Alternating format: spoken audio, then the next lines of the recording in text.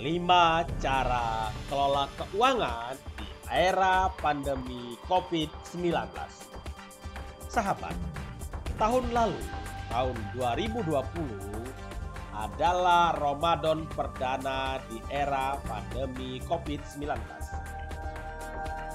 Ini adalah tahun kedua bulan Ramadan dalam suasana prihatin karena pandemi COVID-19. Kendati pandemi, Ramadan kita harus tetap berkualitas karena rasa ikhlas, rasa syukur, dan rasa sabar adalah protokol kebahagiaan dalam irama bermakna ketika menjalaninya. Sebelum saya lanjutkan, silakan Anda subscribe Mr. Hari Sol Putra karena subscribe itu gratis dan gratis. Kita lanjutkan. Berikut 5 hal yang harus kita lakukan dalam mengelola keuangan selama Ramadan di era pandemi, yang saya singkat menjadi kata SHAUM. S-H-A-U-M. Ini yang pertama. Saldo keuangan Ramadan kita harus positif alias surplus. Hal paling mendasar dari setiap momen penting dalam kehidupan kita adalah berapa saldo keuangan kita hari ini. Hal ini akan berpengaruh terhadap tujuan yang akan kita laksanakan. Dengan melihat saldo kita, maka kita bisa menentukan cara seperti apa kita akan menjalani momen penting tersebut. Bila Ramadan sudah di depan mata, sementara saldo kita kira-kira tidak akan mencukupi untuk menjalaninya, maka dengan waktu yang tersisa ini, tugas kita untuk membuatnya surplus. Paling tidak, dalam 2 bulan mendatang, bulan Ramadan dan bulan Syawal alias Lebaran, kita harus kondisikan keuangan kita harus surplus. Banyak hal yang kita bisa lakukan, menjual barang dan jasa misalnya. Dengan momentum bulan Ramadan, maka siklus musiman di jualan madu, jualan kurma, dan baju lebaran adalah solusi. Selanjutnya, hindari sifat boros. Tujuan kita melakukan shaum atau puasa adalah untuk menuju takwa dengan cara menahan baik sifat rakus tanda petik atau boros kita. Ini juga momentum untuk perubahan sifat kita. Dengan disiplin selama 29 atau 30 hari kita shaum, teorinya ketika kita menjalankan secara konsisten 21 hari saja, hari ke-22 kita akan berubah.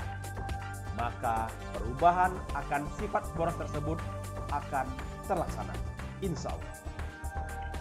Niatkan selama shaum di bulan Ramadan untuk benar-benar menahan dari godaan baik dari fisik kita, makanan, pakaian, atau psikis kita, sifat-sifat boros kita, dan lainnya. Lakukan rencana wukuf, stop and think. Setiap mau melakukan sifat boros, misalnya membeli suatu barang secara berlebihan, selalu diam sejenak dan membatin dalam hati. Lalu ucapkan mantra ini. Apakah barang atau benda ini memang benar-benar saya butuhkan atau hanya menuruti hawa nafsu saya saja? Selanjutnya, amankan dengan dana darurat. Jika kita terbiasa makan 3 kali sehari, otomatis selama bulan Ramadan porsi kita menjadi berkurang, menjadi 2 kali sehari, hanya sahur dan buka saja. Tidak ada salahnya untuk porsi 1 kali tadi selama 1 bulan tersebut kita anggarkan untuk penghematan menjadi dana darurat. Artinya, saat kita bersaum, maka pembelajaran keuangan yang kita terima adalah menahan untuk sebuah tujuan keuangan jangka panjang. Dana darurat adalah sebuah dana yang sewaktu-waktu kita gunakan ketika diperlukan, baik untuk hari ini atau untuk masa depan.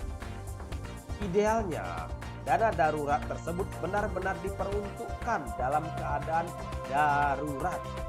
Sementara bulan Ramadan bukanlah bulan darurat karena sudah pasti terjadi tiap tahun. Pola pikir kita harus benar-benar didisiplinkan terhadap bulan-bulan pengeluaran uang. Sehingga setiap memasuki bulan tersebut selalu tersedia dana yang sudah dianggarkan. Selanjutnya, utamakan kebutuhan, bukan sekedar keinginan. Selama bulan Ramadan, biasanya antara keinginan dan kebutuhan menjadi tidak jelas. Yang kita sebut kebutuhan ternyata hanyalah keinginan. Misalnya, ketika jalan-jalan waktu menjelang buka, kita melihat sedapnya makanan yang tersaji di warung-warung atau toko-toko bazar, ingin membeli semua yang tersaji.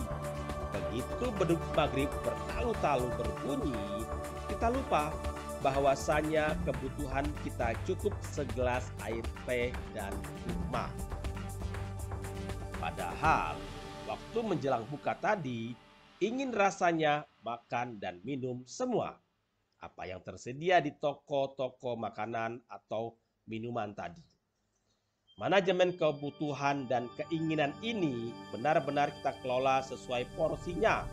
Ibarat kita makan, itu adalah sebuah kebutuhan. Begitu kita tambahkan satu kata lagi menjadi makan-makan, maka itu sudah menjadi sebuah keinginan.